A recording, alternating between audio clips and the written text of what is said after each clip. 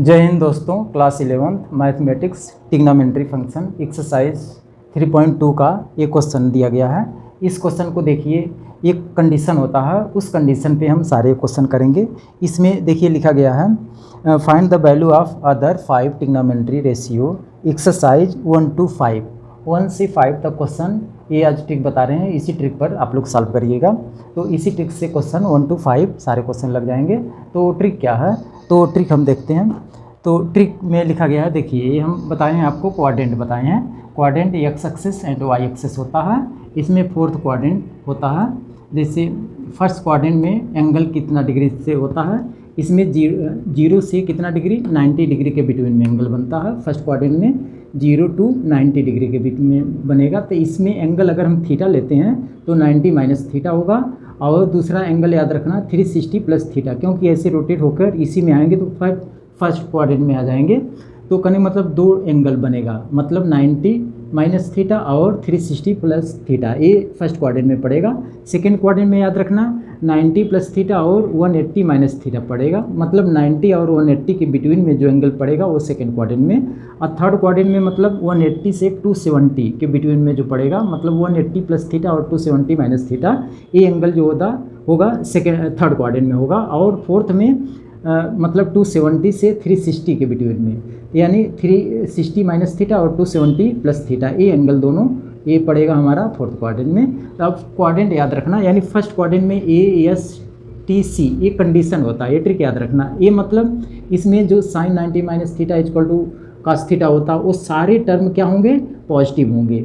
और यहाँ पर देखते हैं यस मतलब साइन और कास क्या होंगे, पॉजिटिव होंगे, और बाकी टर्म निगेटिव होंगे। जैसे sine 90 plus theta cos theta, तो यहाँ पर कास आ गया, तो मतलब साइन और कोसेक सिर्फ पॉजिटिव होंगे। यस मतलब क्या होगा, साइन का रेशियो कोसेक होता है, तो साइन और कोसेक पॉजिटिव और बाकी सब निगेटिव। यहाँ पर फोर्थ में टी होता है, टी मतलब टेन और काट पॉजिटिव और बाकी टर्म को हम निगेटिव कर देंगे। इसमें सी होता है, सी मतलब कास का सेक होता है। कास और सेक जो होगा ये दो टर्म पॉजिटिव और बाकी टर्म क्या होगा, निगेटिव होगा। तो इसी कंडीशन पर जो है देखिए, अब हम इस फर्स्ट क्वेश्चन करेंगे। तो फर्स्ट क्वेश्चन में देखिए क्या लिखा गया है, यानी कास एक्स इक्वल टू माइनस का 1/2 x lie in the third quadrant, मतलब थर्ड क्वाड्रेंट में लाई करेगा। और कास एक्स की वैल्यू दिया गया, कास एक्स इक्वल टू माइनस का 1/2 दिया गया है। और बोला गया है कि ये किस क्वाड्रेंट में लाई करेगा, थर्ड क्वाड्रेंट में। थर्ड में मतलब ये देखिए कंडीशन होता है, इसमें टी होता है, टेन और काट, ये दो टर्म को हम पॉजिटिव करेंगे और बाकी टर्म को क्या कर देंगे, निगेटिव कर लेंगे। तो मतलब कास एक्स की वैल्यू पता है, हमको 5 अदर ट्रिग्नोमेट्री फाइंड करना है। तो कास की अगर वैल्यू पता है तो साइन की भी यहाँ से हम निकाल सकते हैं। तो हम जानते हैं साइन थीटा इक्वल टू कास के टर्म में फार्मूला होता है √1 माइनस कास स्क्वायर थीटा होता है। तो यहाँ पर वैल्यू अब रख के हल करते हैं। तो हल करेंगे तो 1 माइनस कास की वैल्यू क्या है, 1/-1/2 है, तो इसका स्क्वायर करेंगे। तो हल करने में आप प्लस ही लेना, माइनस न लेना, तब भी आंसर वही आएगा। बाद में अभी हम साइन चेंज बताएंगे, साइन चेंज करने के लिए। तो पहले हम साइन की वैल्यू निकालेंगे। तो यहाँ कास की वैल्यू 1/2 है, तो 1/2 का होल स्क्वायर करेंगे तो 1/4 हो जाएगा। तो इसको एलसीएम लेके हल करेंगे तो आ जाएगा, ये 4 का 1 में मल्टीप्लाई होगा तो 3/4, यानी सॉल्व करेंगे तो ये आएगा √3/4 आ जाएगा, 3/2 आएगा। यानी हमने साइन एक्स की वैल्यू निकाल लिया। साइन एक्स की वैल्यू कितना आ गई, √3/2 आ गया। अब साइन की निकल गया तो कास की भी निकाल लेंगे।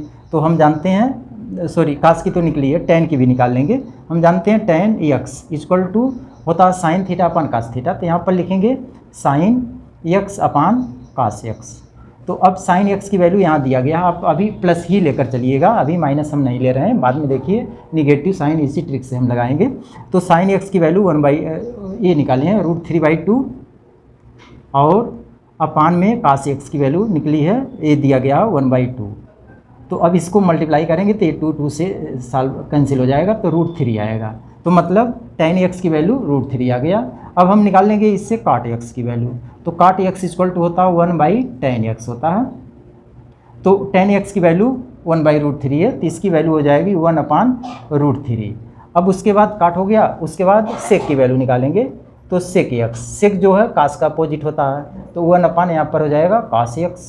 तो cos x की वैल्यू 1/2 है, माइनस में है तो अभी हम प्लस ए लिए हैं, तो ये रेसिप्रोकल होगा तो 2 हो जाएगा। उसके बाद लास्ट में कोसेक बचा है, तो यहाँ पर लिखेंगे cosec x। Cosec x sine का अपोजिट होता है, तो साइन की वैल्यू निकाले हैं √3/2, तो इसको अपोजिट करेंगे तो 2/√3 होगा, ये टर्म आएगा। तो अब देखेंगे साइन किसका पॉजिटिव होगा किसका निगेटिव होगा। तो क्वेश्चन में बोला गया है किस में लाई कर रहा है, यानी थर्ड क्वाड्रेंट में लाई कर रहा है। तो थर्ड क्वाड्रेंट में हम देखेंगे हमारा जो है थर्ड क्वाड्रेंट में टी होता, कंडीशन ASTC।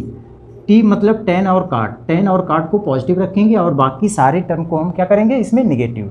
तो कास है, कास से निगेटिव में कर लेंगे, फिर साइन को भी निगेटिव में रखेंगे, फिर टेन को पॉजिटिव बोला गया है, टी मतलब टेन और काट पॉजिटिव, तो टेन पॉजिटिव में रहेगा, फिर काट की भी वैल्यू प्लस में रहेगी, सेक की वैल्यू निगेटिव में आ जाएगी और कोसेक की वैल्यू भी निगेटिव में आएगी।